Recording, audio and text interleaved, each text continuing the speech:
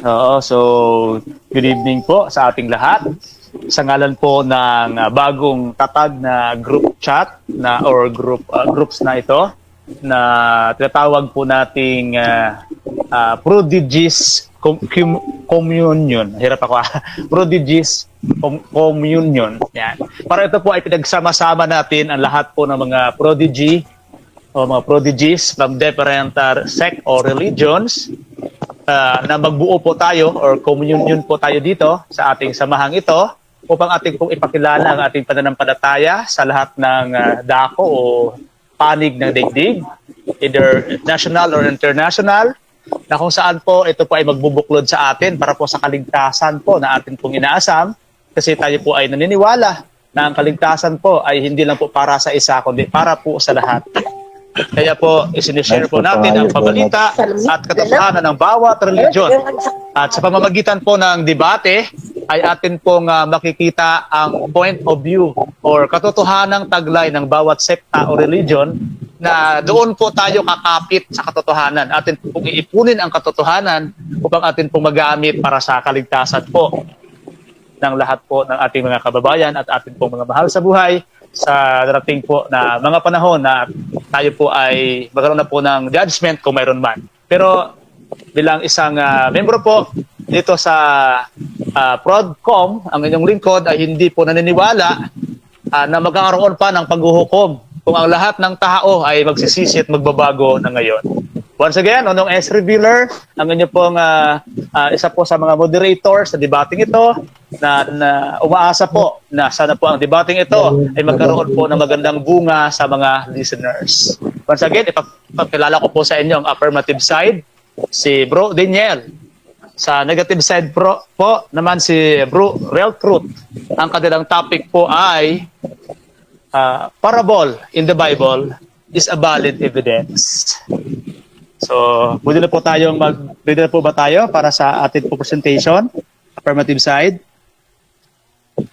Apo, Mr. Moderator. Okay, your 10 minutes presentation is now start. Okay, una sa lahat, nagpapasalamat ako sa invitation ng mga kapatid dito sa grupo na ito. At nagpapasalamat din ako sa makatunggalin ko sa debating ito about these parables as a valid evidence, historical or cultural evidence, as well as faith evidence ng kami na nananampalataya sa Biblia, Bible-centered kami. Naniniwala ako na ito ay maitatayo sa lulubin ng Ama, ay maitayo ko ng mga gentlemanly para sa aking kautusan. Una sa lahat, itong tinatawag na parabola na ginagamit ng Bisaya.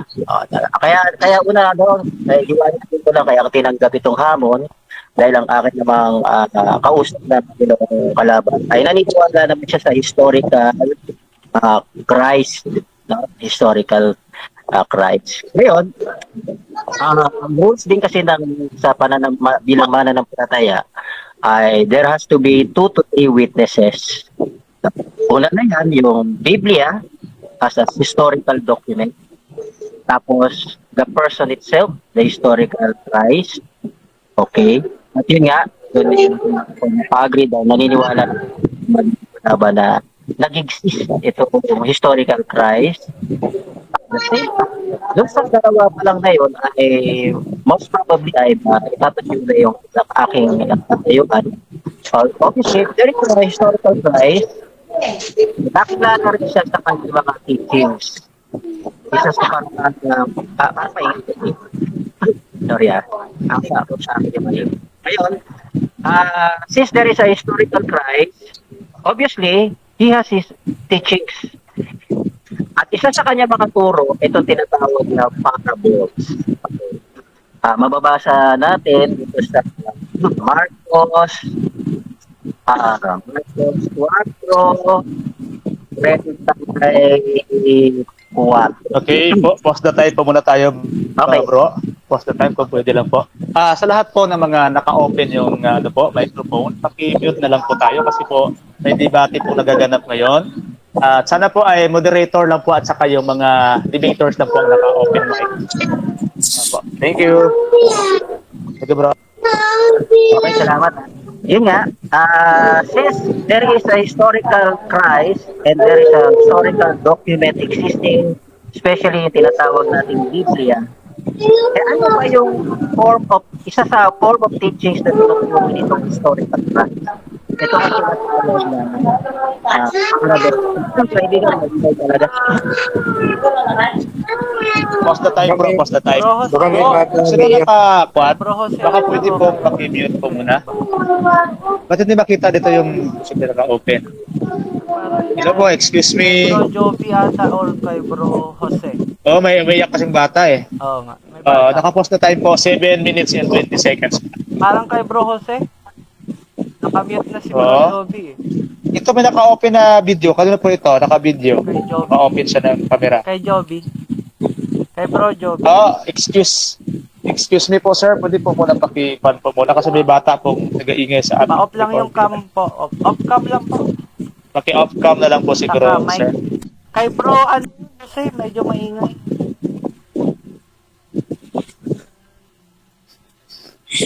Ayan o. Kay Bro Jose. Jose Lito yata. Yung may Ito, medyo Bro wala. Jose. Sabay Bro Jose. Oo, Jose yan eh. Sino siya? Jose. Bro, paki-off cam na lang po bro at Jose Lito, paki-mute Jose din po kasi may debate na po tayo. Presentation po kasi. Yun, salamat. Ay, good Joby. Okay. Okay, salamat po. Sige, tuloy natin. Sige, tuloy. Mga bro. Salamat brother. Sana para sa Manila na pagpapahayag. Ngayon, ito nga po, no, dun sa sinasabi ko, there is a historical man named Christ, no, at the same time, historical document as a Bible. No. Obviously, this Christ has his teachings, no, meron siyang mga turo. Isa na rin dito yung style ng kanyang pagtuturo is using what we call part of speech o figure of speech na parabola or parables. No? Ito nga isang pagtutulad sa Marcos, sa aklat ng Marcos, in 33, 4:33, no? And with many, take note, and with many such parables, he was speaking to them the word as they were able to hear. And he wasn't speaking to them without parables. So, pagka meron ka palang nakilalang Kristo historically, obviously you have to know what his teaching is and what are parables he is talking about. For you to be able to know the real Christ historically. Ayan, ang sabi niya, and when they were alone, he, the historical Christ, explained all to his disciples. Ganun kahalaga sa historical Christ, yung kanyang teaching in the form of parables, and he even explained to them these parables to his disciples. Ganyang kahalaga sa historical Christ, itong kanyang teaching, especially this form of figures of speech or na tinatawag na parables. Yan. Ganyan mga kaibigan, lalo na sa ating mananampalataya, dahil pag pinag-usapan natin ang historical Christ as well as the book of the Bible, papasok ka dun sa tinatawag na historical Christ, which is a faithful witness of his faith. No? Ang sabi dito sa Revelation, this Christ is a faithful witness of the Father. No? Kaya sa kanya mga revelasyon na ibinibigay sa kanya ng Ama, na ating Ama sa langit, he is a faithful witness. Hindi maaalis sa isang Kristo historically yung pagiging mananampalataya, kagaya rin namin.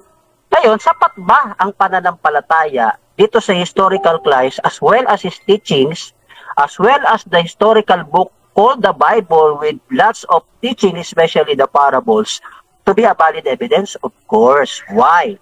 According to the book, which is historical, and it stands the test of time with regards to permanency, principle of permanency, the Bible stand the test of time with regards to human being. Kasi mas matanda pa to sa mga tao. Ang sabi ng, ng writer ng Hebrews, belief or faith is the substance of what is expected and the proof of evidence of what it isn't seen. Even though wala kang nakikita, no? Dahil itong historical Christ is full of faith, punong-puno ng pananampalataya sa kanyang Ama sa langit. Sapat na ang mga sulat at ang pagkatao at ang pagka-Mesaya nitong nagdadala ng mabuting balita na ito para patunayan na ang kanyang turo, lalo na sa parabola, ay totoong ebidensya. Ulitin ka mga kapatid. Sabi niya, belief or faith is the substance of what is expected and the proof of evidence of what isn't seen. Pagka ikaw bumungkal historically ng Kristo, obviously dala-dala niya ang kanyang aral using parables. At nakakatuwa at nagagalak ako na nagkaroon ako ng imbitasyon sa pamamagitan nito mga kapatid na ito na ating bungkalin, matutunan kung sino talaga itong historical Christ na dala-dala niya ang kanyang aral. At ano ba ang matututunan natin sa mga parables na to? At bakit ito naging in-embrace ng nakararaming mga Kristiyano at saka Mesianiko? No? Using this, umabot ng in real time, no, in the modern times, umabot halos ng ilang bilyong mananampalatayang Kristiyano as well as Messianic itong turo sa pamamagitan ng parabola Kristiyano nitong historical Christ na ito. Kaya dito pa lang sa pamamagitan ng pangyayaring ito, makikita mo na talagang nag-i-exist yung katotohanan na hindi mapapabulaanan at may ebidensya talaga using parables, nababago at napababago ang hindi lang isang tao kundi maraming tao sa buong mundo. Isang katotohanan yan at hindi yan mapapasubalian na sa pamamagitan nito ay linang sa kaisipan ng tao ang kagandahan ng paggamit niya ng parables. Ito nga isa sa ginamit niya dito sa Marcos. Sabi ulit with many such parables. Marami talaga, ginamit niya talaga to, iba-iba. He was speaking to them the word as they were able to hear. Yung kanilang kayang maabot ng kanilang pag-iisip. And he wasn't speaking to them without parables. Hindi mo pwedeng hindi isasama ang parables na ito sa historical Christ. Kasi hindi siya nagsasalita without using this kind of teaching styles. And when they were alone, hindi natatapos doon na itinuturo niya lang. Ine-explain pa, ine-expound niya pa sa kanyang mga tagasunod. Kaya napakahalaga na patutuhanan na itong historical Christ ay gumagamit ng historical evidence na tinatawag na parables sa kanyang pangangaral. Pag sinabi mo historical Christ, talagang historical din yung kanyang tinatawag na parabola sa kanyang pagtuturo. Kaya nga, nang-iiba siya. Unique siya sa ibang tagapagturo dahil ang paggamit niya nito ay ni-utilize niyang maigi, lalo na sa pagpapakilala sa kaharian ng kanyang ama, nakaharian niya rin, at kaharian din ng maraming mananampalataya. Kaya bilang isang mananampalataya na ngayon, dahil minsan din naman akong nagduda, dito sa sulat nga, dahil hindi naman natin masisisi ang iba na magduda rin sa Biblia, kasi nga daw ay sulat ng mga tao lamang. Tao lamang ang sumulat. Pero syempre, isa sa mga konsepto ng Biblia, prinsipyo ng Biblia, sumpain ng tao na tumitiwala sa tao. Time na, Your Honor. Mga kapatid. Opo, maraming salamat. Okay, so at dyan na po nagtatapos ang unang tindig or presentation po ng ating pong isa po sa magaling na debaters na si Bro Daniel. At syempre po, dadako na po tayo sa inyong hinihintay na 5 minuto na examination po na ibigay po ng kanyang para kadebate din na si Bro Real Truth para sa kanyang negative cross-examination para po kay Bro Daniel. Ready ka na ba, Bro Real Truth? Yes, yes. Good evening sa lahat, no? Yes. Okay, so Maganda yung hinayag ni Bro Daniel. wait lang po ha. Ikatag ng ating 5 minutes.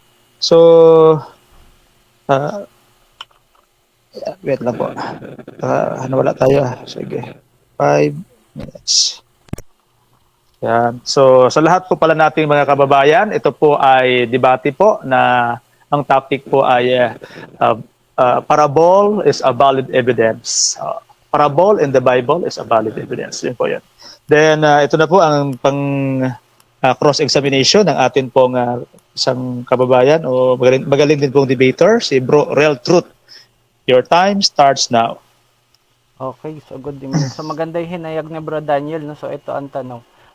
Bro Daniel, kung ang parable ay gagamitin natin as a valid evidence, ngayon ang tanong, paano natin made-differentiate ngayon kung ang kwento na yan ay parable o hindi? Okay, salamat sa tanong mo, Ariel.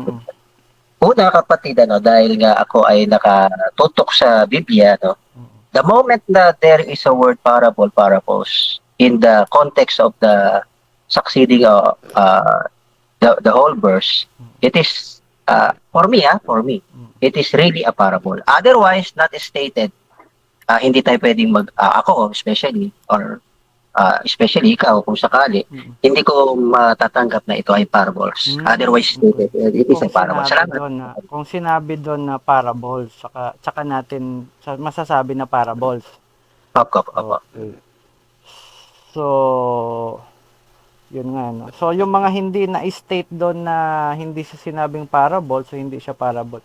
Okay, diyan sa mga kwentong parables na yan, na yun nga, yun kasi ang ginagamit ni Kristo pag nagkukwento niya, na ituring na parang totoo daw, kahit yung totoo naman ay parables. Hindi ba yan din ang cause kung bakit siya ay ipinako sa krus? Kasi, ikinukwento niya na siya ay nakakabuhay ng patay, nakakagaling ng mga kitongin, kahit hindi naman talaga ma-prove yun via valid evidence. Tama ba? Objection. Moderator, sorry. Kasi ang ating focus lang ay parables, kaya I don't think so na it is related somehow do sa miracles or yung mga okay. sorry. Sige. Okay. May counter-objection ba, Bro? Sige, okay. Real Truth? Ibahin ko na lang yung tanong. Sige po, paki-refresh lang po. Sa unawa mo, ano ba talaga ang meaning ng parables? Kapatid, ang paraan kasi ng Misaya, sabi na kanina, without using parables, hindi siya nagsasalita sa kanila. Ang purpose lang niya, sa akin pagkakaunawa ko, is to be able to give the message doon sa mga kapwa niya Hudyo, doon sa panahon niya, ano yung mensahe ng kanyang ama with regards to his father and the kingdom that the father he had. Ganun lang simple, kapatid. So, ibig sabihin nun ay para lang magbigay ng aral. Tama ba? Isa yon sa mga objective. Na kung saan mayroong gawa-gawang kwento na hindi naman talaga hango sa tunay na pangyayari o sa tunay na buhay. Tama ba? Yun ang meaning ng parables?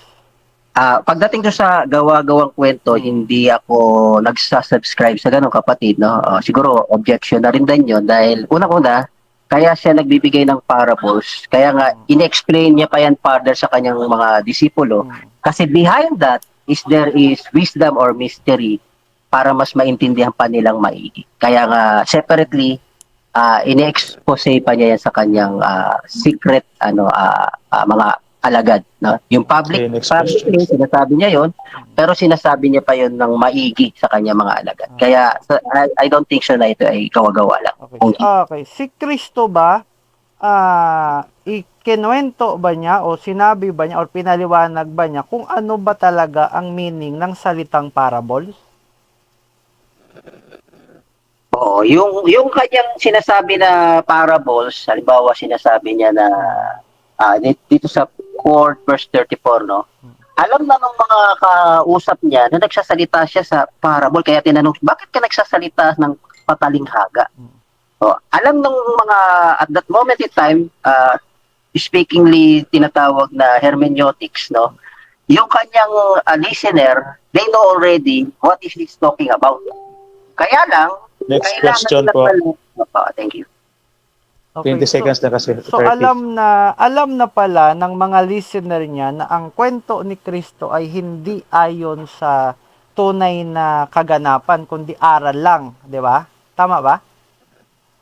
Mali po, kapatid. Kasi ang sinasabi niya, hindi niya sinasabing kwento lang, kundi sinasabi niya sa kanila yung mystery. Kaya nga tinatawag na talinghaga. Ito ay may secret message na dapat ma-decipher, supposed to be, nung maniniwala o naniniwala sa kanya. Kaya medyo blunder siya. Ibig sabihin, parang medyo malabong pananalita sa Tagalog.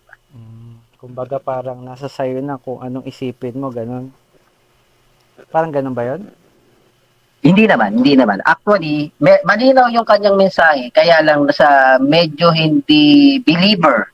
No, kasi syempre hindi naman lahat ng tao believer. Okay. Okay, Time salamat. is up po. Sa 5 minutes. Thank you. Thank you. Okay, thank you. So at dyan po natapos ang tanungan Salamat o tayo. cross-examination sa unang tindig, no, ng atin pong mga debater sa speaker number 1.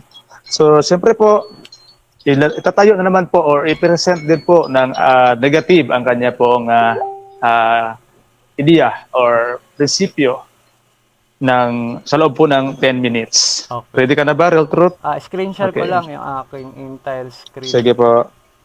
Okay. Kita na? Kita Ayan, na mga apo, bro nakita yung na po. aking screen. Opo. Okay. So, ayan. Kaya dito muna tayo sa... Ayan. Okay na? Start na? Start na bro? Wait 10 pa. minutes? Wait lang po. Okay. 10 minutes. Teka lang. Hindi pala na. Okay, your time starts now. Teka lang Tanggalin ko lang muna to. Kasi sa live pala hindi kita yung ano. Okay, Sige po. start na. Okay, so Okay, yung parables, syempre, para magkaunawaan tayo, syempre, ay dyan ang dictionary. So, kuha muna tayo ng meaning na ayon sa libro ng kahulugan, no? Hindi sa libro ng talinghaga. Kasi pag sa libro tayo ng talinghaga, ay magkaka-windang-windang tayo dyan kung ano ba tamang kahulugan. So, dun tayo sa libro ng kahulugan o libro ng meaning ang ating dictionary. So, parable, so, ang meaning ay usually a short fictitious story that illustrate a moral attitude or a religious principle. So, ayan, malinaw naman, a short fictitious. Ano ba ang fictitious? So, yan yung storya na fictional. So, alam naman natin ang istoryang fictional ay hindi hango sa tunay na kwento. Pero, naghahayag ng moral na aral. Ibig sabihin, kahit hindi siya hango sa tunay na kwento, as long as ito ay mapagpupulutan natin ng magandang aral, pwede siyang ikwento. Pero hindi siya natin dapat ituring na nanggaling o ituring na ito ay talagang totoong kwento. So, gaya din yan sa salitang fable, which is doon naman ay kwentong mga animals like Koneho and Pagong na nagkarera. Pero syempre, hindi naganap sa tunay na pangyayari yung kwento na yun, no? Kundi yung magandang aral lang po ang ating kinukuha. So kaya nga sa panahon ni Kristo, actually, isa yung mga parables na yan sa cause kung bakit siya bakit siya ipinapako sa krus. Kasi itinuturing kasi nila na yung kwento na parables na kinukwento ni Kristo ay totoo. 'Di ba? So ang nangyari, siyempre sinubok ng mga mananampalataya na siyempre mananampalataya sa Diyos nila na hindi naman mananampalataya kay Kristo nung panahon na yon. Sinubok sila na, sige nga, kung ikaw nga talaga ay nakakabuhay ng patay, nakakagaling ng mga kitongin, at sinasabi mo nga ikaw ay anak ng Diyos, o kung ano man ang yung mga kwentong na sige, ipako ka sa krus, di ba? Ang problema, ayun nga, pinako sa krus, namatay, inilibing. Tapos gumawa na naman ng kwento na nabuhay daw, kahit hindi naman ma-prove based sa history na nabuhay. Kasi based sa history, Ang mga historian, ang kwento lang nila, panahon ni Cesar, panahon ni Poncio Pilato, mayroong Kristo na pinako sa krus, namatay inilibing. Pero walang sinabi yung historian na pinako sa krus. So yun ang problema, pagka pinaghalo-halo kasi natin yung parable na kwento sa totoong kwento. Kasi magkakarambo-rambol yan, magkakawindang-windangan tayo dyan. At along the way, hindi na natin tuloy alam kung ano ang totoo, alin ang parables. So gaya na lang ng kwento ng Bulkang Mayon, which is yung Magayon at si Daraga. So isipin natin, uy, totoo talaga yan si Magayon at si Daraga na sila ang nagpapaputok ng bulkan. O, 'di ba? So hindi po ganoon. So dapat maunawaan natin na hindi po natin pwedeng gawing valid evidence ang mga parable. Kasi nga fictitious story yan. O ngayon, to prove, gumamit tayo ng AI na kung saan ang AI ay hindi naman ganun to kagaling. Pero tanong natin sa kanya kung does a parable can be used as a valid evidence? Malinaw na sinabi niya, a parable is not typically considered valid evidence in a legal or scientific context. O kita nyo na kahit sa legal or scientific, hindi daw siya pwedeng makonsidera na valid evidence. Parable or story or allegories used to convey moral. O yun din yung meaning. So nagkakatugma sila, no? Yung unawa ni ChatGPT, yung unawa sa definition ng parable, same sila. So dapat po ganun din tayo magkaunawaan kung ano ba yung tamang kahulugan. Bumatay tayo sa kung ano ba yung tamang mauunawaan natin based sa definition. O kung may bago kang definition, pwede rin naman. Pwede mo sabihin na kasi ito yung definition namin. Ang problema din diyan, kapag gumawa ka naman sa sarili mong definition, tulad namin, yung God namin ay nature, dapat susugan din namin ng mga ebidensya. Kung ano ang claim, lalatagan namin ng evidence para ma-validate. Hindi pwedeng, kung nag-claim kami ng ganito, gumawa na naman kami ng another claim, puro claim. Hindi po pwede ganun. Ang proving po kasi, lalo na sa korte o kung saang debate, basta pag proving po, dapat po mailatag natin tamang kahulugan, valid evidence, hindi po puro sulat-sulat lang ang ating ilalatag. So dapat po yun. Yun. So okay na siguro yun, bro Nonong. Umabot pa 10 Okay, minutes? nag-wave na po. Wave na po. Wave. May 4 minutes ka pa eh. Sige, okay lang po. Maiksi lang talaga ako magsabi. Ah, Tapusin ko screen share. sige. So pinaiklian lang po ng ating Yes, maiksi lang talaga ako negative ang kanyang presentation. Almost 4 minutes lang po. So dadako na po tayo kaagad sa 5 minutong cross-examination ng ating pong affirmative. Yes, Ready na po ba, Bro Daniel? Okay, atin na pong iset yung ating oras sa 5 minutes. Okay, Bro Daniel, ready na? Okay, time starts now. Brother Nono. Thank you, Brother Real Truth, no, sa pagsasabi mo. Although, syempre, this is the argumentation debate at kasi kapatid, yung ginamit mong mga references, especially Miriam, at the same time, artificial intelligence, ito ay mga modern tools to verify yung sinasabi nila. Pero, syempre, in the olden times, especially in the New Testament times, speaking of historical Christ and his teachings, especially parables, na tinatanong siya ng high priest about his teachings, hindi naman magagalit yung mga priest noon kung hindi siya nagtuturo. Kaya, ito bang, how reliable for you yung mga sinasaligang artificial intelligence na tool and Merriam-Webster? Salamat. Okay, how reliable? So, very reliable, 99% ang dictionary ay proven na facts. In fact nga, nasa kanya nga ang tamang kahulugan eh.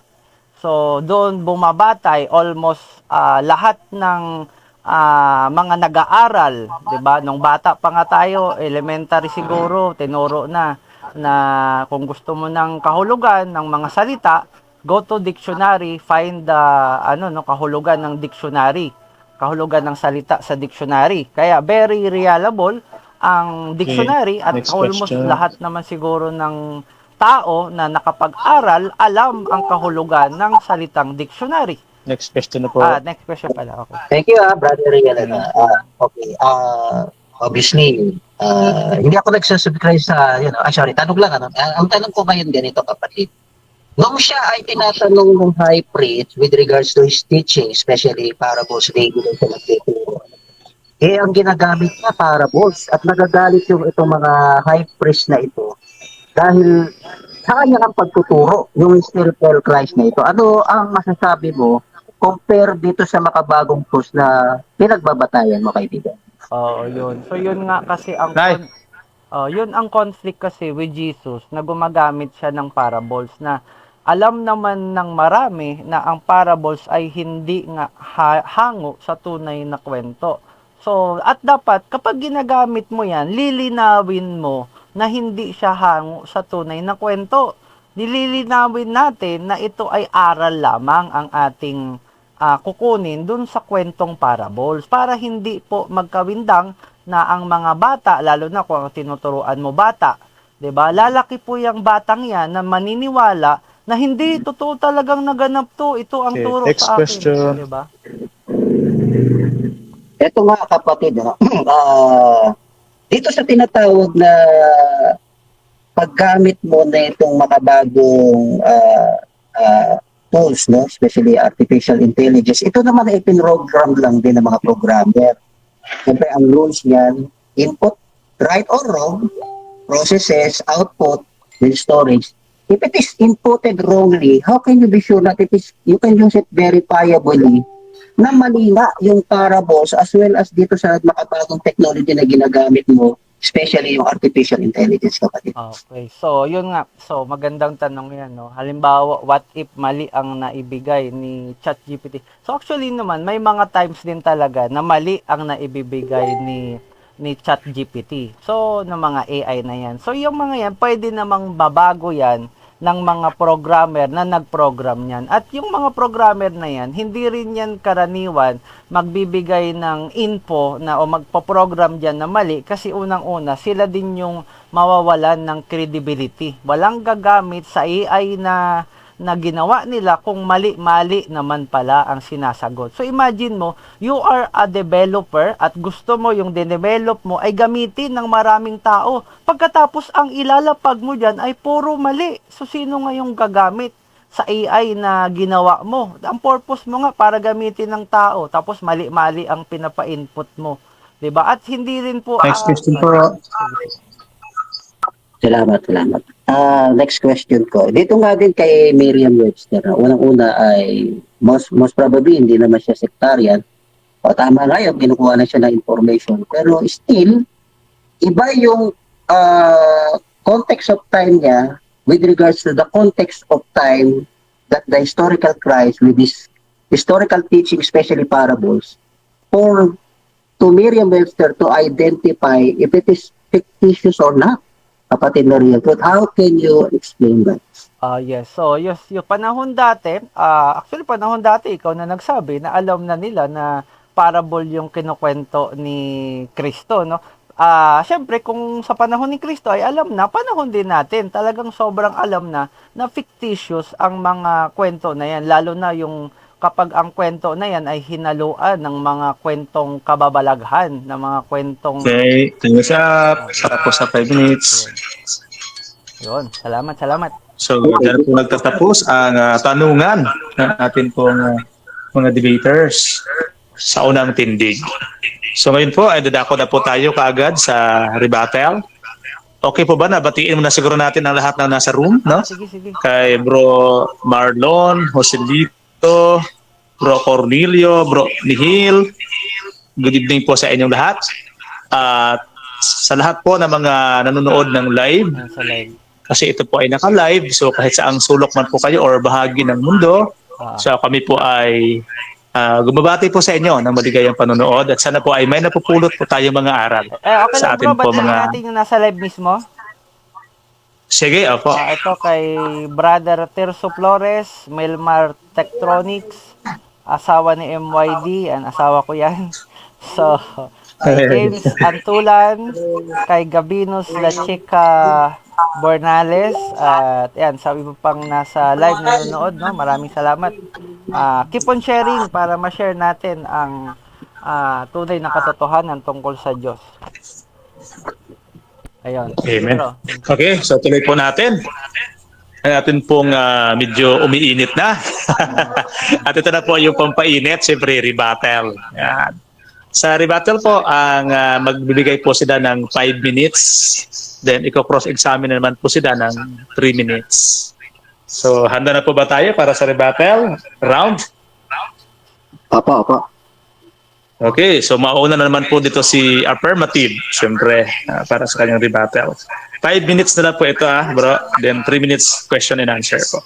Okay, salamat. Okay, sa rebuttal po, pwede na po magtanong mamaya ng kahit hindi po nailatag, basta related po sa topic natin.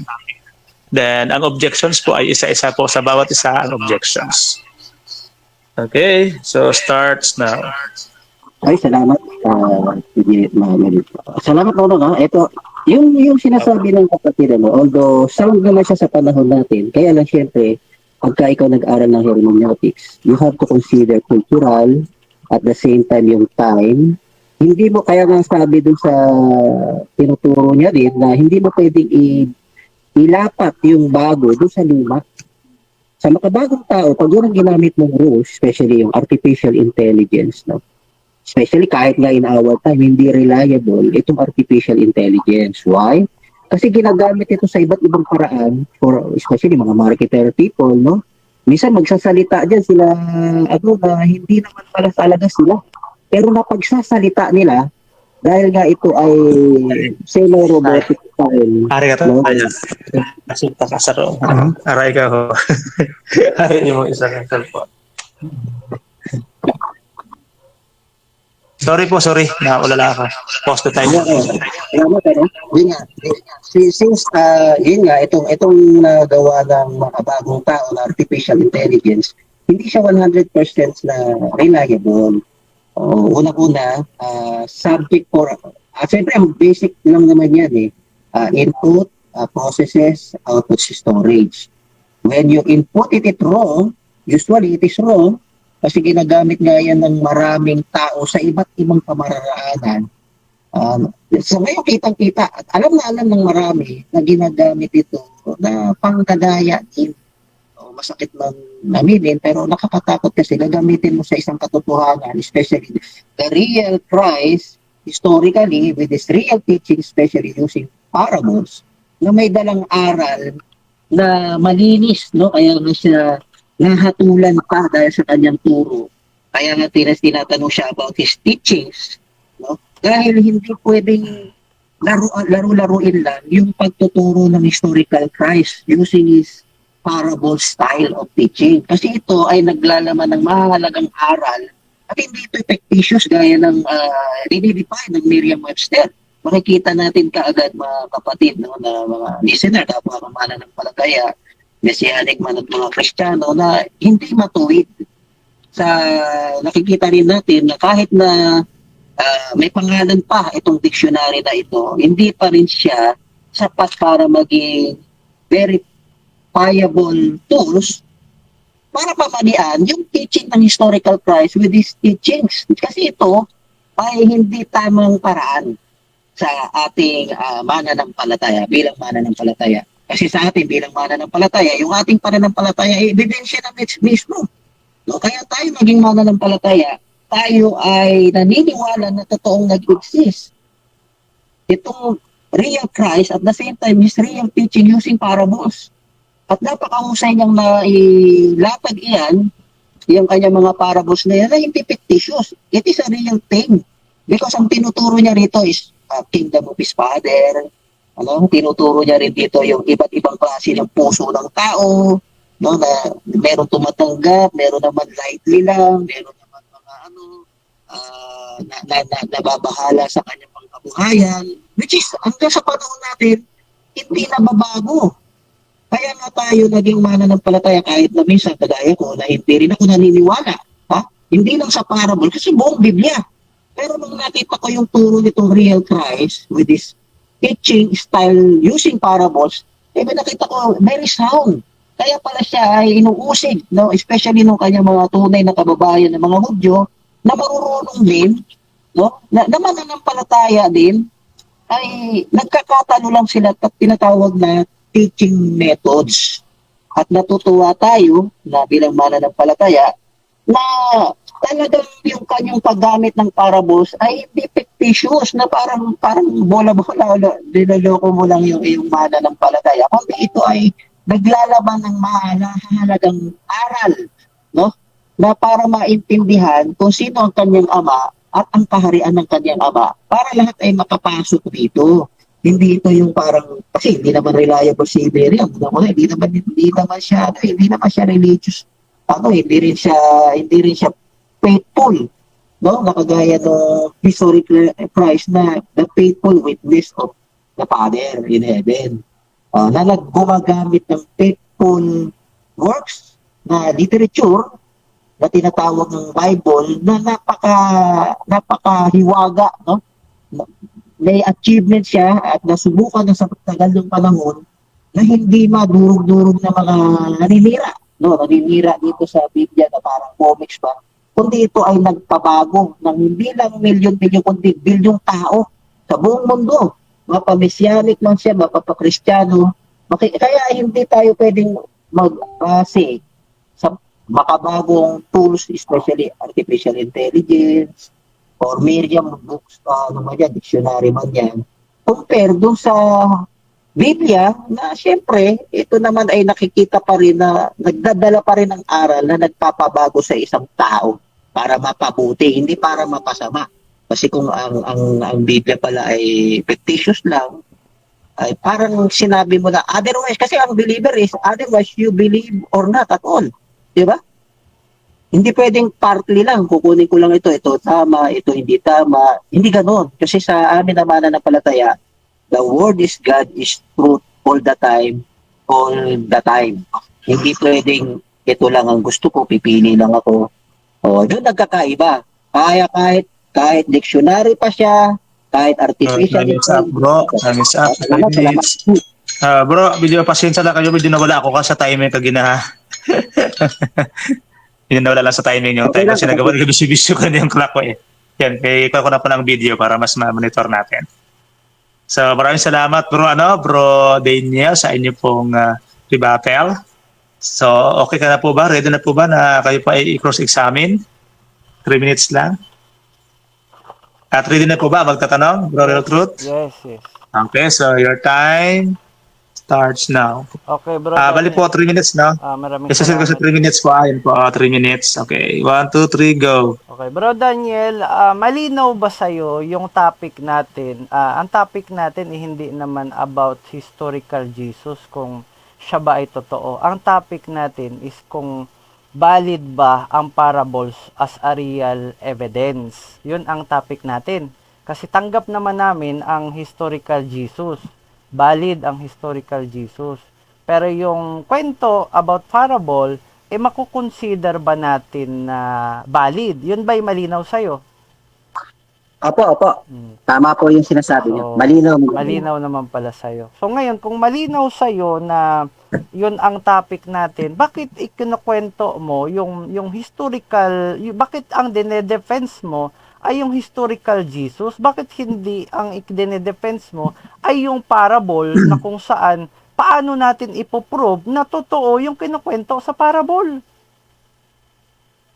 Ay, salamat sa tanong mo, kapatid. Kasi hindi mo pwedeng ihiwalay, kapatid, doon sa historical crimes, yung historical document, especially parables in the Bible, na ginagamit niya. Kasi he is a teacher. Salamat. So, yun na nga. So, ginagamit talaga yon ni Kristo. Ngayon, ang tanong, paano natin ipoprove na totoo yung mga parables na kinukwento ni Jesus? Salamat ulit sa tanong. Yun nga, kapatid. Ang sabi niya, pagka ina-explain, pagka sinasabi niya na sa publiko yung kanyang talinghaga, tinatanong pa siya, dino-double check pa siya ng kanyang mga apostol, bakit ganyan ka magsalita? At ina-explain niya pa partner. Kaya ito ay hindi talaga fictitious. Ito ay sa real thing. Okay. So, si Kristo ba, na-prove ba niya yung kanyang mga kinuwento via valid evidence na yung mga parables na kwento ba niya? Na-prove ba yun? Via valid evidence, yung kwento niya? Opo, kapatid. Totoo po Paano? na-prove niya na totoo. Halimbawa, ang kanya mga puro, kasi usually, no, using parables, he explain to them the gospel of the kingdom of God. Mm. Ang tinuturo niya kasi kapatid, yung kaharian ng Oo. kanyang ama. Oo. Ngayon, itong kaharian ng ama na ito, nalaman nila, no, syempre kami ay Bible believer, ano, Oo. nitong mga listener niya, hanggang sa panahon na wala na siya, ay tinanggap nila yung kaharian na yun. Talagang it's a real thing. Bakit real thing? Ito po ang nakasulat kapatid. Ano? Dahil kami ay believer. Okay, time's up. Next move. Next Okay. question. Thank you. So kung yun ay real thing, asan ang kaharian ng Diyos in a reality at hindi yun in fundamental, no? Hindi namin kina-question as a psychological reality. Asan siya in fundamental reality? Ang kaharian ng Diyos. Okay. Ang sagot po ng Kristo dyan ay nasa inyo. Ang kaharian ng Diyos ay nasa loob ninyo. Yan ang sagot niya. Yan din ang sagot kasi. Okay. So yung sinasabi na yan na nasa Bro, mga inyo, bro, tanda po. hindi siya Time's fundamental. up. Hmm. Okay, sige, sige. Oo. Medyo pasensya lang mga bro ha, sa tayo medyo nakakuhan tayo kanina. Okay lang, okay lang. Okay lang nga, idadagtaw natin. Q&A para po sa affirmative. Siyempre po, medyo na-intense na tayo. No? Dalako tayo kaagad po sa rebuttal din po ng atin pong negative. The 5 minutes po yan. Ready na po ba? Okay, sige. Okay, your time starts now. Okay, yung mga sinabi ni Bro Daniel na kung saan yung kinukwento daw ni Jesus na parable ay totoo daw, which is tinanong natin na nasaan ba talaga ang kaharian ng Diyos fundamentally, which is siguro baka hindi alam ni Bro Daniel kung anong meaning ng fundamentally o fundamental reality. So ang fundamental reality po ay hindi realidad sa kaisipan lamang, which is ang kinukwento ni Jesus na kaharian ng Diyos na nasa atin. Ito ay psychological reality lamang na kung saan ito ay totoo lamang sa kaisipan ng taong naniniwala. So hindi ang problema sa psychological reality, hindi po yan natin mapoprove na ito ay totoo fundamentally o tatawagin nating real truth. Kaya nga kami sa real truth, hindi namin papaniwalaan yan. Kung ang claim mo lang ay psychological reality at hindi mo yan mabibigyan ng fundamental na evidence o fundamental reality. Kasi kung pagbabatayan lang natin ay psychological, alam naman natin na ang ating kaisipan ay walang limitasyon. Kahit ano pwede nating isipin. Mayroon ngang pastor na inaangkin ang buong mundo. Ano yun? Tatanggapin ba natin yun as valid evidence kasi inisip niya at maraming naniniwala sa kanya na siya ang may-ari ng buong mundo? Hindi po ganun ang tunay na katotohanan fundamentally. So dapat po magkaunawaan tayo na ang psychological reality ay hindi totoo sa tunay na katotohanang realidad. Ang tunay na katotohanang realidad ay dapat po mayroon kang valid evidence para mapaniwalaan po natin, para maging psychological reality. Ang fundamental, kahit wag mong paniwalaan yan ay totoo. Kahit walang naniniwala sa fundamental reality, as long as it is valid, hindi mo yan mapapasinungalingan, di ba? Yan yung sinasabi namin na kahit ilang bilyon pa kayong mga naniniwala sa ganyan, kahit isa o walang naniniwala sa tunay na katotohanan, hindi po magbabago ang tunay na katotohanan ng realidad. Kasi yun po ang tunay na katotohanan. So same lang din yan doon sa argumento nung ayan, naano ko na si Bro James, na kung saan hindi ang tunay na katotohanan hindi po nadadaan sa paramihan ng paniniwala. Hindi po sa ay kasi ilang bilyon kaming naniniwala, so totoo na to. Hindi po ganoon ang tunay na katotohanan. At ang parables po, kahit ilang bilyon pa po kayong maniwala sa parables, still it is a fictional hanggat hindi nyo mapopro via valid evidence. Kaya pag sinabi po na ang ama ay nasa inyo, automatic po yan ay fictional. 'Di ba? Nasaan ba na ang ano na yan? Ang nasa amin ang ama. So sumatotal kami ba ang ama? O, 'di ba?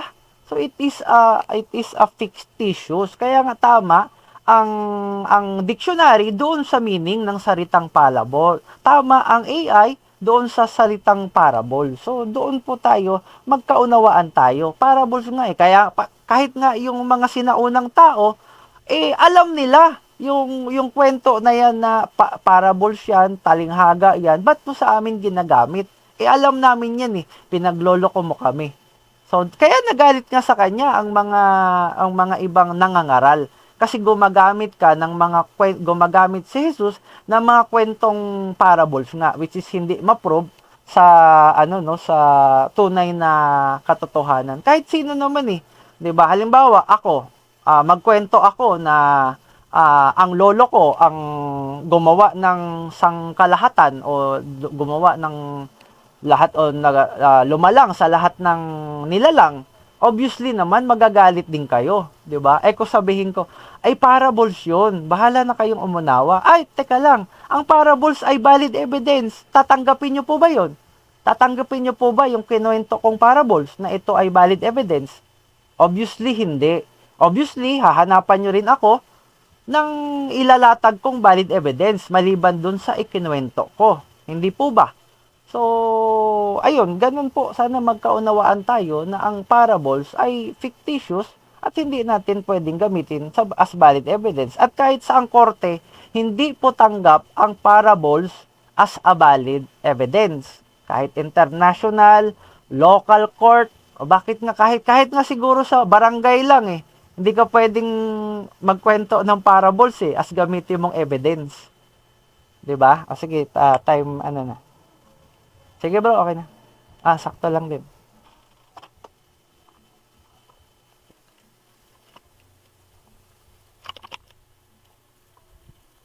Hello bro Nong. Hello. Na pala ako. Nakamute. Sorry. Na-mute ko pala sarili ko. Okay. Pasensya mga bro Sige bro. Tapos na po yung 5 minutes na rebuttal, stand po ng negative. Tayo po dadako na po sa 3 minutes, 3 minutes cross-examination po ng atin pong affirmative saka negative. Okay, ready na po bro Daniel? 3 minutes? Okay, ready na po. Okay, time starts now. Okay, Brother Riel ko itong mga binanggit mo lalo na dito sa fictitious, ito ay binanggit ng Miriam. Pero obviously, yung historical price with these parables as a teaching method is way back 2,000 years ago. Ito ba ay masasabi mo tama ang paggamit ng Miriam sa kanyang pag-define doon sa ginagamit na teaching style ng historical price? Thank you. Yes, yung meaning ng parables ay ni Miriam ay tama yan ayon sa kahulugan na ginagamit talaga sa unawa ng kahulugan, no? So tama siya.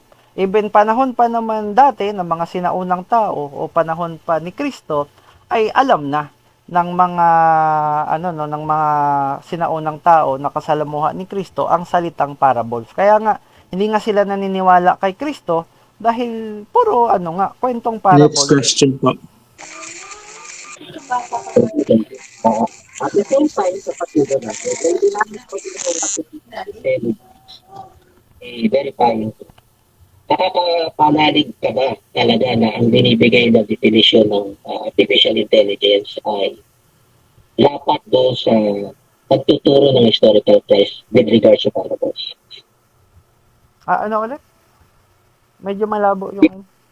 Ay, sorry. Using yung tinatawag mo na verifying tools ng artificial intelligence, how can you be sure na 100% tama ang definition ng artificial intelligence sa paggamit ng historical price doon sa kanyang teaching method na parables? Doon sa artificial intelligence, hindi natin talaga mabe-verify na 100%. Pero sa dictionary, tama yan. 100% yung kahulugan na inilatag ng dictionary. At kahit anong dictionary na mapa-Miriam, kung ano bang dictionary ang kukuhaan natin, pareho sila ng definition. At even kay ChatGPT, same sila. At kapag si ChatGPT ay nag-iba ng ng kahulugan o kay ng Time's up, time's up. Next question. Thank you. Yun nga, ano, kasama na yung chat GPT, Miriam, at any other dictionaries. Ikaw ba naniniwala na yung panahon natin as well as yung historical Christ 2,000 years ago, hermeneutically speaking, dapat ba yung kanilang pagbibigay ng opinion o ng kanilang definition na samantalang itong mga historical figure na ito na buhay ng way back 2,000 years ago ay tamang paraan ng pagsusuri, kapatid na rin. teka lang tanong. Medyo Naku, mahina. time is up na po. Ayun. Hindi ito na masasagot Medyo ng ating mahina yung tanto. ano no, yung mic ni Bro Daniel, tama ba? O sa akin lang? Medyo nalabo lang. Opo. Lumabo, no? Parang nagbasag po ang mic Oo, nila. parang basag yung mic mo, bro. Sige, sasagutin mo pa ba, bro, real truth? O tapos na, no? Sige, Tapos na kasi sagutin yung time, natin. May time. Kahit wala na sigurong time. Ano naman. Sige, sagutin natin para na pa naman. Okay. Ano nga ba yung tanong nun? Kasi medyo malabo eh. Pakikwan na lang, bro. Pakikwan yung time. Paki-clear Labo mo. kasi yung Sige, speaker. ano mo na yung time. I-close mo na yan. Okay pa naman. 9 pa lang Ba. naman eh. Sige bro, Daniel. Ay, nasaan na siya? Baka Na-clear mo ba? nag-restart. Na-clear mo ba yung Nagbalik lang siya. Baka nakuha yung kanya, ano. Oo nga. Na-clear mo ba yung tanong niya? Kung ano yung talagang tinanong niya, bro, Nonong? Parang hindi ko nga masyadong naanawaan Oo nga yun, eh, bro. malabo nga eh. Nag-gargal-gargal yung ano niya. Nagarargal bigla eh. Sige, ipa-clear natin. Bumalik ba si Bro Daniel? Wala Bro, pa. Daniel. Bro. Ayan, sorry ayan. So, may nag-kwan mo, bro, yung sound ng ano mo. Nag-out ako, kapatid. Okay na ba yung sound ko? Kasi- Ayan, okay na, okay Sige, na. pakikwan lang daw po. Ulitin lang daw po yung question para makita. Okay. Ano nga ba yun? Ay, sabi ko, paano tayo makakapag-rely dun sa mga ginagamit na tools, especially itong chat GPT, tapos itong mga dictionaries na sa panahon natin, na i-utilize natin, no? Compared doon sa hermeneutically speaking, na ibang kultura, ibang panahon, ibang historical setting, na ginagamit naman ng mga tao noon, kapatid na Real Truth. So, ayun nga. Ang readability kasi ng mga dictionary, kung hindi pa yan uso nung panahon ng mga sinaunang tao o panahon ng ni Kristo, ay wala na tayong magagawa doon. Kundi ang magagawa na lang natin ay kung ano ba yung mayroon tayo ngayon na pwede nating gamitin. Na para magamit natin, na para tayo ay magkaunawaan. So alam naman natin kung wala pang panahon na nila yung salitang dictionary na kung saan nandun ang mga meaning, so sad to say, hindi na natin yun maitatama kasi di naman tayo makakabalik sa nakaraan. Kaya ang itama po natin ay kung ano ang mayroon tayo ngayon at itama po natin yung mga magiging hinaharap na henerasyon. So, ayun, kaya ang babatayan po natin talaga ay kung ano ang mayroon ngayon at hindi po dapat nating gamitin kung ano ang mayroon dati. Gaya ng yung iba, ginagamit nila yung iba kasi ang meaning ng faith sa Biblia versus sa faith daw ng nasa dictionary, which is ang meaning ng faith sa Bible ay may assurance daw. 'Di ba? Tayo naman ang faith ay hindi talaga assurance kundi parang ganoon na din naman yun, assurance na ina-assure tayo na may Diyos. Pero ang meaning kasi ng assurance ay hindi naman talaga siya talagang sure na sure, hindi siya 100% ang faith. Kaya nga faith 'yan. Kumbaga ikaw ay nananampalataya na sana magkatotoo. 'Di ba? Kumbaga hindi siya talaga fully totoo kasi nga nananampalataya ka. Kaya nga ikaw ay may faith, ikaw ay ikaw ay nananampalataya. So hindi pa talaga ikaw ay 100%. Sige, bro. Yan, sige, okay. Yeah. Sige, bro. Salamat. Yan. So, dyan po nagtatapos ang tanungan portion po para sa cross-examination ng rebuttal. So, pagbati muna po siguro muna tayo. Paghanda po kayo para sa inyong 3 minutes na conclusion po bawat isa.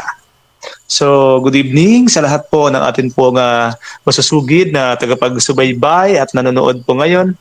Si Bro Marlon dito po sa ating GC, no? Si Bro Nihil, check ko. Bro Silito, at Bro Kamar. Thank you very much po. Hindi niyo po iniwanan yung Prodigies Communion.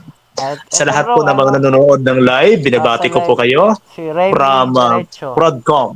Remy Derecho bro, mahina ang sounds, hindi marinig. Oo nga, kay bro Daniel medyo humina ang sounds. Ay, sorry kapatid So, yan naman yung ano. Okay.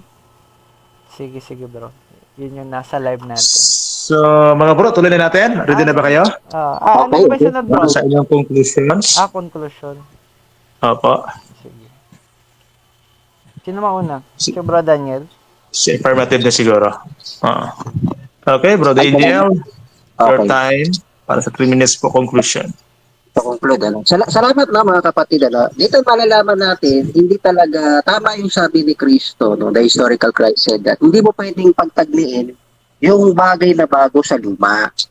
Tayo ay makabagong tao, makabagong tools yung ginagamit ng marami, no? Even to tayo nga makabagong tao, hindi rin tayo rely, especially dito sa mga artificial intelligence nito, kasi ito pinogram lang din ng mga tao na subject for human limitations, at the same time human errors. Samantalang itong Biblia talagang it's stand the test of time, na historical book siya, no? With regards to principle of permanency, talagang tested na natin, no? Marami nang dumanak na dugo. Pero ang papaliwanag natin, bakit ba totoo itong parabola bilang teaching style ng historical Christ? Pakinggan niyo mga kapatid, titingnan kasi dito niyo, sino ba yung mga recipient ng message na ito? Ang sabi, no, gagamitin ko na hindi na deductive reasoning, kundi inductive reasoning. So simula pa lang, hindi naman pwedeng sabihin niya, seek ye first the kingdom of God. Diba? Sabi dito sa 60, seek ye first the kingdom of God. Hindi naman ipapahanap yung kaharian na yan kung hindi naman talaga makikita. Di ba? Kasi pwede ka naman uutusan ka na walang Tapos sinabi niya rin na aalisin yung kaharian at ibibigay doon sa kaharian ng mga bubunga. Talagang itong tungkol niya, tungkol especially itong mga parables, kasi lagi ito ang kaharian ng langit, sa parable na to ay hinahalin tulad sa ganito, sa ganyan. At ang bottom line, yung sabi ng Hebrew writer dito sa 12:28, totoo sa kanila ito eh. This hermeneutically speaking, sa mga tao ito na mananampalataya, na naniniwala doon sa ebidensya ng mananampalataya, na mga mensahe, no? Mensahe ng kanyang historical Christ. Sabi niya, no? Therefore, receiving an unshakable kingdom. Totoo pa na itong kaharian na ito. At tinanggap ito ng mga mananampalataya 2,000 years ago. Talagang nagtitila sila na kapwa nila. Kaya naman sabi, let us hold the grace faithful through which we serve. Talagang naglilingkod sila ng kanilang totoong katawan. Physically, tangibly, no, pleasingly, with reverence and awe and fear, no, natatakot sila dun sa Diyos na iyon kasi nga ito to sa mananampalataya ito eh. Kaya nga dito pa rin sa aklat na ito na 12:28 pagkapabalik ka, deductive reasoning, anong sabi uli ng writer na to na Hebreo? A belief or faith is the substance of what is expected or hoped for, the proof and evidence of what is unseen. Tayo na, bro. Salamat. Thank you sa inyo pong conclusion, Bro Daniel. Siyempre po, atin na pong tuloy-tuloy na po tayo, no? Atin na pong pakinggan din ang conclusion po ni Bro Real Truth sa kanyang negative side. Okay, so Pwede ka na ba, bro? Okay, go. Okay, so ang conclusion ko dyan ay, yun nga, ang parables ay hindi talaga siya pwedeng gamitin as a valid evidence kasi magkakawindang-windangan tayo. Kahit sinampulan ko na, sampulan natin na ang lolo ko o gumawa ako ng sarili kong parables ay hindi rin talaga tatanggapin ang kwentong parables kahit saang korte o kahit saang barangay o kahit man lang na makipagtalo ka sa isang tao at gagamitin mo ang kwentong parables as a valid evidence. Kahit nga tayo lang, kwentuhan mo ako ng parables, ay hindi ko papaniwalaan yan. doon pa kaya sa lahat ng tao na gagamitin natin ang parables as a valid evidence. Pero doon naman sa kinukwento ni Bro Daniel about historical Jesus, wala namang kaming question dyan. Kasi talagang historical Jesus ay nagtuturo ng parable at valid naman ang historical Jesus na nagtuturo nga ng parables. Pero hindi dahil sa siya ay nagtuturo ng parables, ay ang parables ay magiging valid as evidence. Kaya nga, ito, yun ang purpose ng debate na to ay para matuldukan natin na kung po pwede ba nating gamitin ang parables as valid evidence. Ngayon, yung sinasabi naman niya na yung mga AI ngayon, artificial intelligence na ginamit natin ay wala sa panahon nung nila Kristo, ay yes, wala nga talaga yan sa panahon nila Kristo. So kaya nga yun ang kagandahan natin. At yung sinasabi niya nagbabago, o tama naman, nagbabago ang lahat, itinatama ang mali. So lalo na yung mga mali ng nakaraan, itinatama yan sa kasalukuyan. Kaya nga nagkaroon ng New Testament kasi tinanggal yung mga mali sa Old Testament at nagkaroon ng New. Itinama ni Kristo yung mga maling paniniwala na sa panahon niya ay mali, 'di ba? So bakit pa itinama niya kung ito ay nakasulat sa Old Testament na tama? Oh, yun nga ang tanong. Tama na pala, ba't itinama pa ni Kristo? 'Di ba? Gaya ng stone to death kapag na yun nga yung hindi na virgin at na pangasawa, itinama yan ni Kristo. Nakasulat din sa Bible nila kasi yan na yan ang batas. So ngayon kung yan ay talagang salita ng Diyos o tama, walang mali, bakit pa itinama pa ni Kristo yan? At ngayon itinatama din natin sa kasalukuyan natin yung mga possible pa na mali na mga nakasulat gaya ng mga parables, itinatama natin ayon sa tamang kahulugan. So, itinatama natin na kung ano ba talaga ang meaning ng parables, na ang parable ay fictitious. Na panahon pa naman ni Kristo, yun na talaga ang meaning ng parables. 'Di ba? So, kung panahon nga ni Kristo, hindi na nga pinapaniwalaan ang kwentong parables, bakit pa natin papaniwalaan sa panahon natin? 'Di ba? So, 'di ba, dapat tayo ay paunlad. Your time is up po. So maraming salamat sa konklusyon ng dalawang panig. Diyan po nagtatapos ang atin pong friendly at napaka-maginoong debate sa ating mga Maraming salamat kapatid. kay Bro Daniel. Sige po, bigyan ko po kayo ng 1 minuto para po sa inyo po mga sabihin. Sige, ikaw Bro Daniel, okay? Okay po ba? Go. Ay, salamat, brother. Una-una, nagpapasalamat ako sa group na ito na itinatag nitong mga kapatiran na nandito. Ito naman ay para sa ating lahat, no? Siyempre, iba-iba yung ating points of view. At natutuwa ako kay Real Truth, no, na Maginoon niyang tinindigan yung kanyang tindig. Siyempre, kami naman na mga mananampalataya rin sa Biblia. Sa tulong din itong mga kapatid kong kagaya rito na maraming mananampalataya na tumulong din sa akin sa laban na ito, no, kay Joselito, kay Brother Neil, at sa iba pa na tumangkilik dito sa aming ginawang discussion, no, argumentation. Nagpapasalamat ako na maigi sa Real Truth. Sana madagdagan pa yung ganitong constructive criticism with regards to our faith at point of views. Lalo-lalo kay Brother Nonong. Brother Nonong, salamat. Keep up the good work. Thank you. So maraming salamat kay Bro Daniel. Sana hindi lang ito ang debate na magagawa natin, mas marami pa. Kay Bro Real Truth, 1 minute po sa iyo kung ano pong gusto mong sabihin. Okay, ayun, maraming salamat kay Bro Daniel, kay Bro Nonong, no, sa magandang talakayan na ating naibigay. Kay Bro Joselito, Bro Comar, kay Marlon Pacheco, Bro Nonong.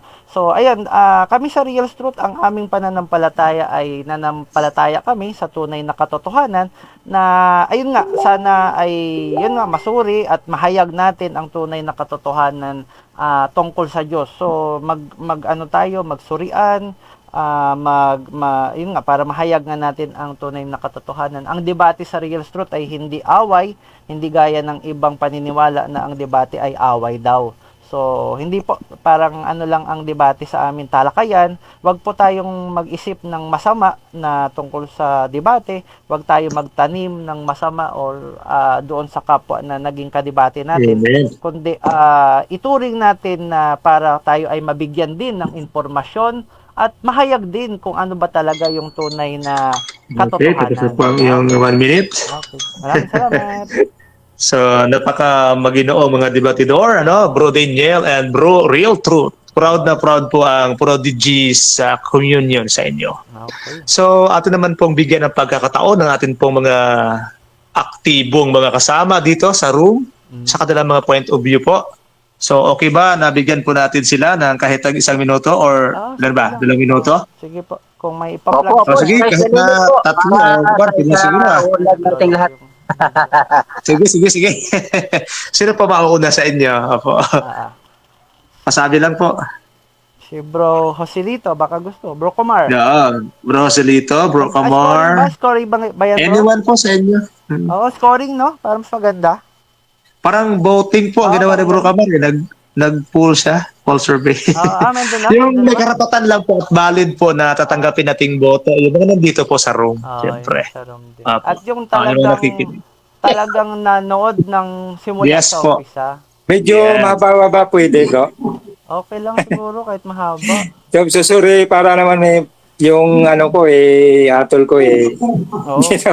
Mapaliwanag kung bakit yun ang hinata. Sige, gusto mo 5 minutes, bro? Sige, pwede ba? Oo. Salamat. Or 5 minutes. Thank you. Open kami for negative criticism also. Sige, no? Sige, negative or Kasi positive. yung usapin nyo kasi, Go. parang parables in the Bible at valid evidence. Kaya parang may kinulang, valid evidence of what, di ba? So, ganito na lang, no? Kung tanong na yun, yung talinghaga ni Jesus ay wastong ebidensya ba? Kanyang mga turo ay totoo. Pero yan ay komplikado kasi yan. Nakasalalay sa kung paano mo tinutukoy ang wastong ebidensya, yung valid evidence at totoo. Ngayon, mga argumento dyan na nakita ko sa talinghaga na bilang ebidensya, hindi kasi direktang ebidensya ng mga paniniwala. Bagaman, hindi direktang mga kasaysayan yan, mga talinghaga, ay maring mag-alok ng mga pananaw, paniniwala, yung halaga ni Jesus. Madalas silang isinasalamin yung panlipunan, pang-ekonomiyang katotohanan, at makapangyarihang kasangkapan yan yung parables. May turo kasi ang Panginoong Jesucristo. Yung mga talinghaga na yan, na ibong ginagamit ni Jesus sa kanyang gustong ituro sa mga tagapagdinig. Saka kasi kaya lang yan ay limitado, kung usapin ay historical evidence, na kung saan masasabi natin na ang mga talinghaga hindi direktang mga tala ng mga pangyayari na ginagawa silang hindi gaanong maasahan bilang pangkasasayang ebidensya. Gayunpaman, yamang si Jesucristo ay biblically, historically true, base na rin dun sa paglalatag ng nasa affirmative. So, yun ay masasabi natin na makatotohanan, salig lang dun sa paglalahad ng banal na kasulatan. Yamang si Jesucristo nga ay historically, biblically, umiral siya. Bagaman, sa negative side, hindi siya sumasampalataya na umiral nga itong si Jesucristo historically. Pero sa bandang huli, tinanggap naman ni bro na talagang merong Jesucristo, kaya lang tumututol sa dun sa parable na gawin talagang valid evidence yun. Kaya lang, wala kayong saktong talagang gustong patunayan dun sa valid evidence na yun na gagamitin yung parables. Kasi dapat meron palang valid evidence of what na gusto nyong patunayan na magsisilbi yung parables bilang valid evidence siya. Pero ang pinakapunto ko dito, ang nakikita ko dito, alos lang, depende lang sa paniniwala. Yun lang nakikita ko sa side ng bawat isa. Sa side ni halos parehas lang naman sila. Kaya lang magkaiba lang sila ng paniniwala kasi sa So yun lang po. Bro, Salamat. Bro Bro Marlon? Joselito. Bro Joselito. Bro, Silito pala na. Oo nga pala. Hindi, kay Bro Joselito. Okay lang ba mag-comment doon sa sinabi ni Bro Joselito? Sige po. Ano lang po Bali, yun? Ano lang po yun? Hindi, Comments ano lang naman yun. Opo. Bali, yun kay Bro Joselito, oo nga, tama. Dapat talaga na-confirm natin kung ano ba talaga yung valid evidence ba or what yung valid evidence na yun. So, ang point kasi sa akin doon, gagamitin natin yung mga kwentong parable as a valid evidence ng mga claim. Kumbaga, halimbawa, totoo ba na ganito? Tapos magkukwento ako ng parables. Pwede bang gamitin nating as valid evidence yung parables? 'Di ba? Halimbawa, Kasi ang usapin nyo kasi biblical parables ayun nga, biblical parables yun. Yung parables kasi na inano mo, parang wala ka nang binanggit tungkol sa parables ni Jesucristo. Yun naman ang inano nyo pamagat eh. sa bagay. Parables in the Bible. Tama. Yun ang ano. As valid evidence. Tama din naman. Okay. Thank you. Okay na, bro. Sige, bro. Ayan. Baka may gusto sabihin si Bro Kamar or si Bro Nihil or si Bro Marlon. Kung mayroon silang any 3 minutes po suggestion, bawat isa sa inyo. Opo. or judge. Pwede naman Mag-share ng ako. judge. Sige. Si Bro Nihil? Sige. Ako. Bro Nihil. Sige, go. Maliwanag ba, boses ko? Opo. Medyo mahina. Mahina, brother, konti. Takas na konti.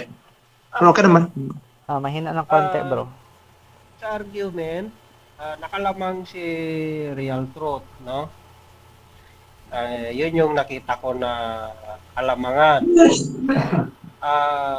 Pero sa aking pangunawa dun sa usapin,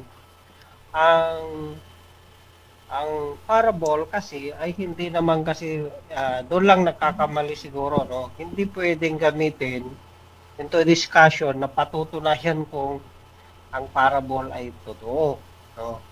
Kasi parable is a parable, meaning to say may deeper meaning lang ito na gustong ipahiwatig.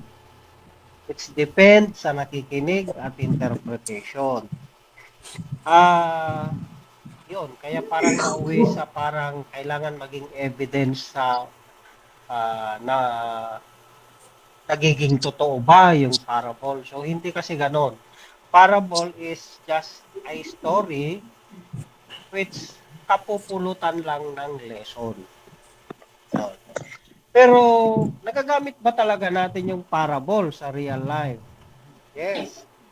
Halimbawa, sasabihin natin, napakabait ni Bro Daniel. So pag sinabi ko yung word na mabait, may kahulugan yan. Dahil napakalawak yung word na mabait. Saang banda? So pwede rin na ganito. Jesus is the light of the world. Walang tatanggi dyan. No? Meaning to say, parable yung word ko. Kasi ang mga aral ng Diyos ay dinadaan sa paraan ng parable dahil ito yung pinakamadaling maintindihan. We are at the hands of God. Wala namang kamay si God, ano?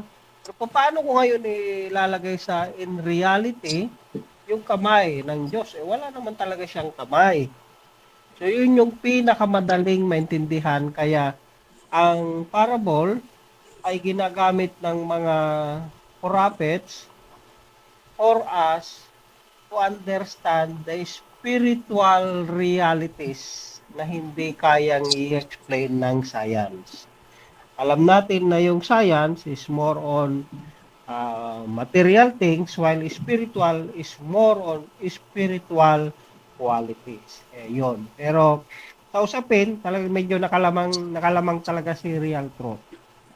Hindi lang siguro maganda yung So respect your point of view po, Bro Nihil. Thank you po. Thank you. Si Bro Kamar, baka may nasabihin. Bro Kamar, Bro Marlon. Yung sa akin kasi. Hello. Po, sige po. Okay. So sa pagsusuri ko kasi ang topic diyan is is valid evidence bang parables o hindi. Magkakatalo sila kasi dyan. Kasi biblical yung pinag-usapan nila. Pag kasi sa biblical, yung parables, totoo yan. Kasi nung panahon na yan, ginagamit talaga yung parables para sa mga believers. Totoo talagang, yung mga kwento doon, talagang totoo yun. Nakakonsil kasi yan sa non-believers. Kaya ginagamit na Jesus yun sa mga believers yan. Para i-conceal sa non-believers. Yun ang kahulugan talaga ng parables. Pero kung sa real world, hindi talaga magagamit na ano yan, na valid evidence. Kasi faith yan eh. Sa religious kasi truth yan para sa mga believers, para sa mga religious group. Pero sa real world, hindi magagamit talaga yan as valid evidence. Iba kasi ang kahulugan sa dictionary. Kasi pagka dictionary pag-usapan, may punto si real truth doon.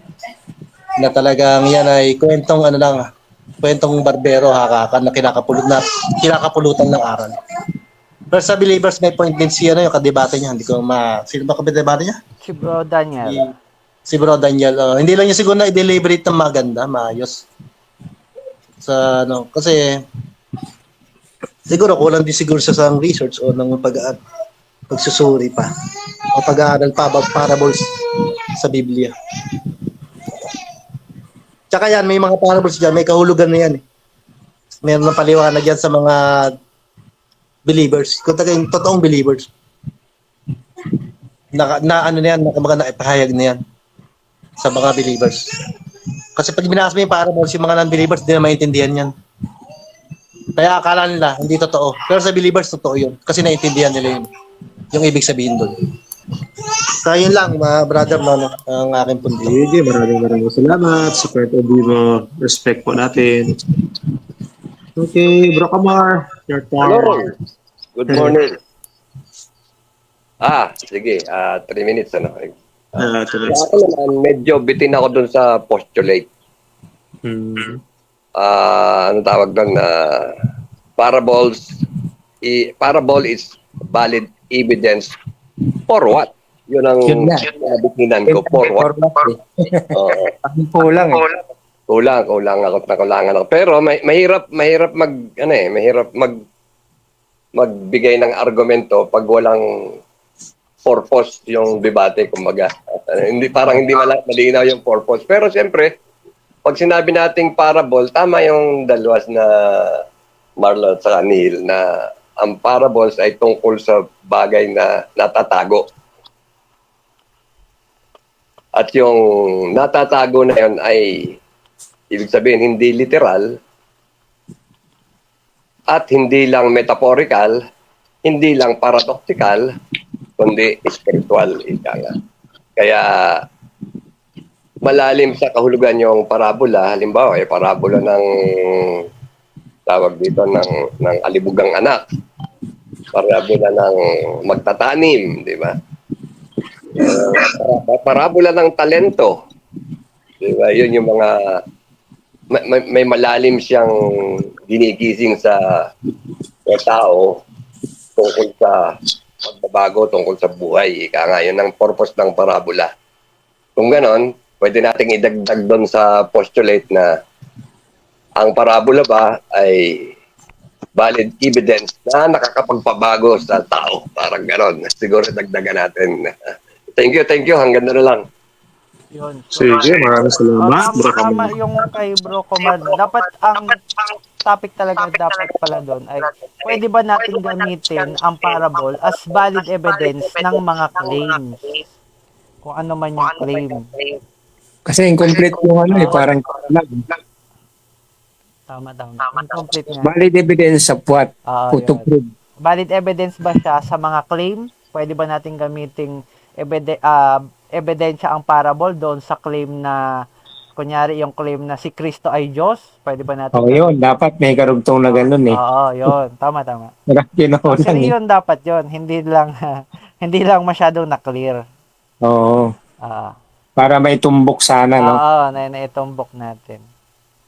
Pero yun talaga ang Pero indirect evidence talaga pa, ano. yes, indirect evidence ang parables. Pero ebidensya siya, pero indirect siya. Oo. Even panahon pa naman ni Kristo, hindi din talaga tinatanggap ng mga ibang Pero pananampalataya. historically, ano siya, kasi ang Panginoon si Kristo, Oo. historical siya. Yes, historically, Biblical kasi. nangangaral Kaya, talaga si Kristo ng parable.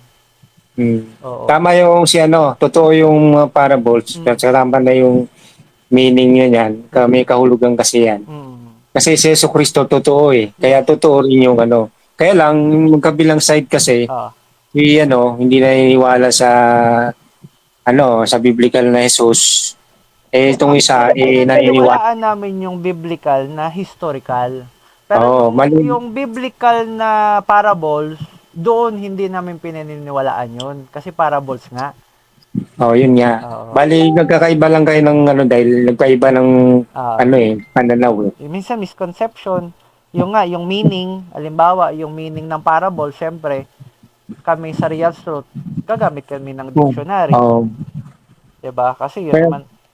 Sige po. Kaya nga kung titingnan mo talaga, si Bro Daniel, nakatutok sa Biblia eh. Ha. Si naman, nakatutok sa panlabas ng Biblia. Oo. Nakatutok ako sa dictionary kung Oo, nakatutok sa panlabas sa Biblia. Ito naman si Daniel, nakatutok sa Biblia. Kaya makikita natin yung pagkakaiba ng Pero sa Mahirap Bible iskuran naman, at ang meaning naman din ng parable sa Bible, same lang din naman, na fictitious.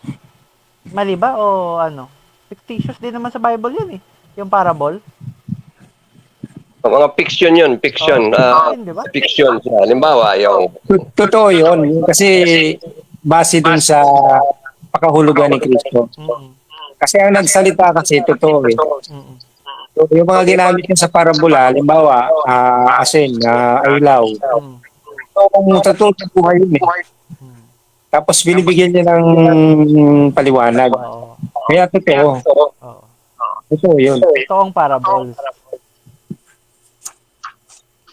na fiction. Kumbaga, hinahalin tulad lang ni Kristo yung mga aral. Yung mga paghali, yung mga isinangkot niya, halimbawa, lampara, ayan, lampara, ilaw, asin. Pero sa totoong buhay, umiiral yan. Tama. Umiiral. Kaya meron siyang pakahulugan na gusto niyang i-impart sa tao. Yun yung purpose talaga. Totoo yun. Kaya, may puntos din dyan eh.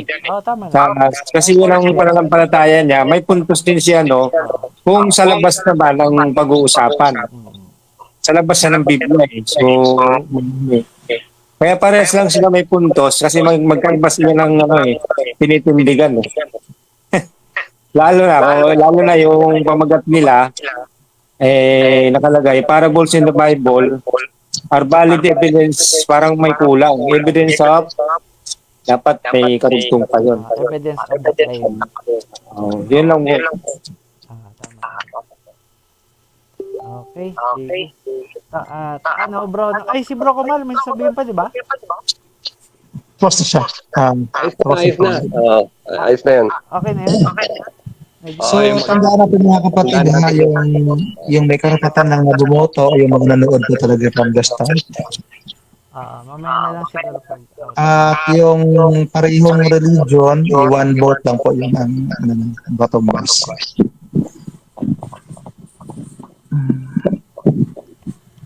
Okay, bro. Sige. Then So, pwede na siguro natin ipatulin bro ang andeng another debate o ano man ang gustong topic. Diba? Maganda. Sige po, malalaman po yung result bukas. Depende po sa voting na result. Okay. Gusto rin natin feedback ng share natin. Pwede na kayong mag-Gcash. Para may Hindi ko ba perfect? Hindi ko ba perfect yung kanang relo Gabi sa nag-lag talaga, nag-resume. Dalawang cellphone na yung Masaway na relo ay. dalawang cellphone na ginagamit mo Oo, nalilito-lito ako. Minsan, nag-check ko, napopost pala siya. Hindi ko naman ginagalaw. Ayan Kainis. Wala, may ano yan may yan yung ano sinasabi ni Albert Einstein na theory of relativity. Sabay na yung time.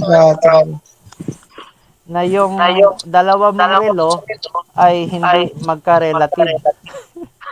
Oo. Hindi magkasundo. Yung isa kasi sa minutes, yung isa naman sa seconds. Oo. So, hindi magkasundo yung pareho mong relo. Maganda talaga, wall clock siguro. Hindi sila relative. So, alam mo ba yung theory na yun ni Einstein? Na pagdating daw sa outer space, yung oras daw ay bumabagal. So, dito sa lupa, mabilis yung oras. Pag nasa outer space ka, mabagal daw ang oras doon. Kaya pag nasa outer space ka daw, hindi ka daw tatanda. Kaya mayroon yung the theory of two brothers. Na kung saan, parang isinakatuparan na ng NASA yan eh. Na nag-experiment sila ng dalawang kambal. Pinadala nila. Tapos na yung debate. So, talakaya na lang tayo. No? So, yung dalawang kambal talaga. Pinadala yung isa sa outer space. Then, hindi daw tumanda yung nasa outer space. Palagay mo po, totoo yun? Ay, wala lang. So, actually, kasi based sa Pero patunayan eh. based sa science, post daw. Sorry of truth, pakita mo na po yung ating live. I-out mo na? Stop mo na po. Stop ka na. Okay.